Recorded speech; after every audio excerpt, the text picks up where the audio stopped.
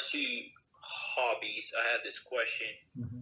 I was wondering, in the case of men, if they have a hobby that is completely unrelated to his Avodas Hashem, Mm-hmm. Is this the time that this person spends on this hobby considered Bitul Torah? I mean, if it's for relaxing, for example, a person needs some time to relax his mind to re-energize. There is no problem, and we know that through all of the generations, great rabbis they would go take vacation, right? Moshe Feinstein, there is a famous picture, even a video, like he go to. Where did he go? I think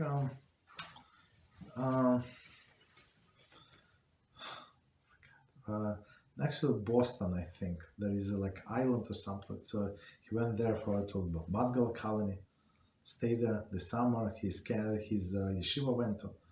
So basically, yeah. So I mean, to relax. So if a person has a hobby, he cannot take 1 week, but for I don't know, a few hours, there is no problem. Okay. To calm down. So no problem.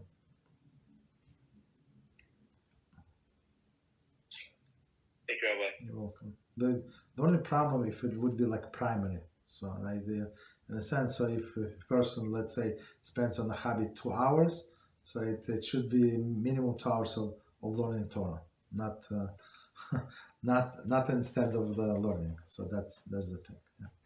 Go ahead.